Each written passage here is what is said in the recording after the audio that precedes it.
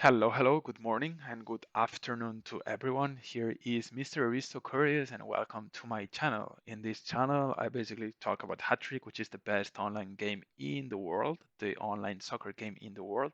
So please free to subscribe to this channel if you already like Hattrick. And I hope you're gonna like the video. So also click and like this video, please. It's gonna be very helpful. Today we are going to be talking about playmaking training plan. However, if you want to know more about how to speed up your training skills, please feel free to watch this video. And also, this is going to be very useful if you are interested in making money fast at hattrick.org. Please feel free to watch that one too. It's going to be very useful for you, I'm pretty sure. So today we are going to be talking about playmaking training plan, and it's going to be based for newcomers. I have different reasons why I think playmaking is a good training in order to start your career at Hattrick, and also why it's not that a good idea. This video is going to be solving these questions and some others. So to start with, why newcomers should do not use playmaking training. First of all, it's very important to mention that training optimally requires 10 trainees, and this is going to be expensive. Having 10 trainees in your team is going to increase your salaries, and by the time that they get better, and also you're going to have to be thinking about which ones to buy. So this is going to be kind of expensive. There are other trainings like the goalkeeping training that is sometimes has the lowest investment cost and is therefore better suited to the cash poor newcomers. And in addition to that, training is relatively slow compared to winger, scoring, and goalkeeper. So the only primary skill training it's slower is defending. So you have an idea here. It's a kind of like it's slow is going to take some time for your players in order to get some changes and improve. But definitely there are also important factors to consider and what I think playmaking is a good idea in order to start with your training plan. Within the first season, the team will have a stronger midfield than other teams that start at the same time and train other skills. And this is good. It's going to be very beneficial for you to have a good midfield. And basically, since it's the most important single area in town and in point two here, it's useful in attack as you gain chances and useful in defense as the other team doesn't have the ball. It makes a lot of sense. If you have a good midfield, it's going to be better for you for transitions in order to score some goals. But in addition to that, it's going to be more complicated for the other team in order to go through your midfield and be able to score.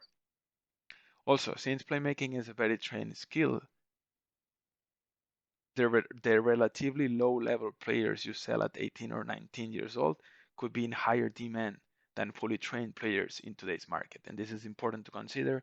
You can make substantially more money with 18 and 19 years old when you sell them compared to other training plans. Also, trainees are relatively easy and inexpensive to find if you're not too picky about secondary skills, even though secondary skills are very important because they give you different benefits when it comes to locating your players on the pitch, most likely in the midfield part of the pitch. In addition to that, there are also major variables affecting the decision of new players, and this is important. I get asked a lot of different questions, and today I want to go through them in order to get a better answer and sending the information out there. First of all, how competitive is the league? So if your league is very competitive, you are gonna need fast results. Therefore, playmaking can be a good strategy because your team will evolve fast and overall. You're gonna be training 10 people, so that's good. Your team is gonna, all your players are gonna get a good input, good training, and then with that you are gonna be able to sell maybe 50% of them in order to buy other new players like maybe defenders or like attackers, strikers, in order to make your team better. So if you need to be competitive, I would do so. I would go ahead and train playmaking.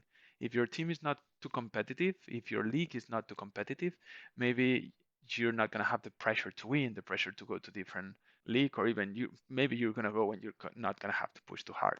Therefore, you can train whatever you want and focus on the slower training, but more tailored on what you need. And this is nice. So depending on what you're looking for, and depending on the competitiveness of your league, you're free to use playmaking or not. I always started with playmaking and think it's very useful, and I was able to make a lot of money and building a good team, and that's what I'm focusing on right now as well. Another question that I ask is how much financial pressure are you under? If they need money fast, then playmaking is recommended due to fast results and low investment costs. And make sure you watch the video on how to flip players while training playmaking.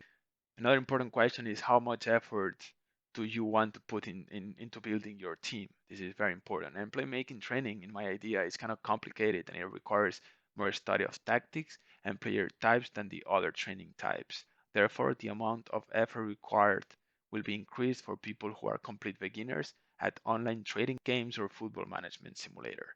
And this is a point here. You need to get used to it. You're gonna have to learn some things. So playmaking it's gonna make you put kind of like a lot of time in order to understand and take the maximum advantage of it.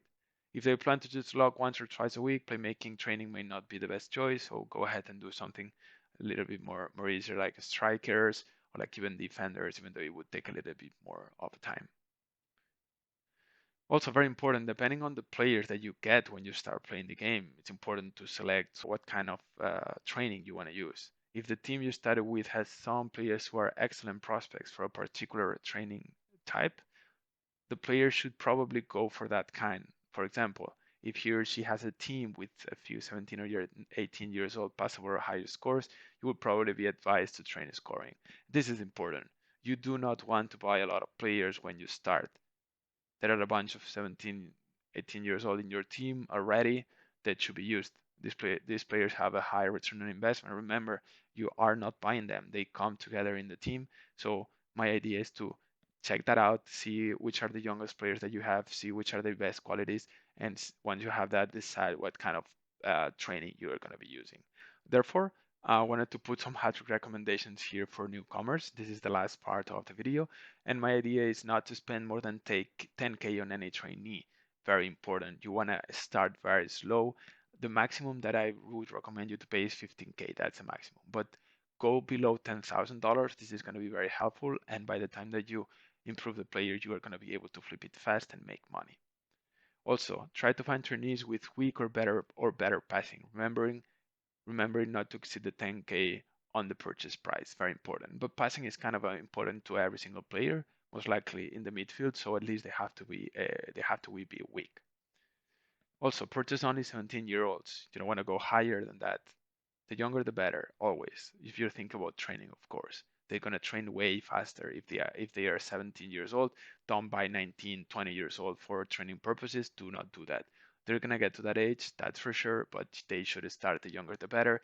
17 and 5, 10, 15 years, that's a perfect match for you in order to be successful with these players. Also, be patient when searching for trainees. It's more important to find the right players with the market in its current state than any single week of training. So take it easy, go find the right player, have an idea of how much money you want to invest, and also find the right one and stick to it. And once you have find it, go ahead, buy it, don't spend too much money. And also do not worry about winger as a side skill for your winger trainee slots. That would make the player too expensive.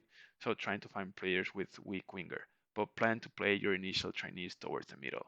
This is good, even though if they get, if they have good winger skills, but you want to put them in the starting 11, you should put those wingers playing towards the middle because they're going to be increasing their playmaking skills, so they're going to evolve fast, and it's going to be easier for them to be focused on playing in the midfield. So this is a good idea and recommendation that I am applying to my team as well. Well, I hope that was useful. Please let me know if you have any questions.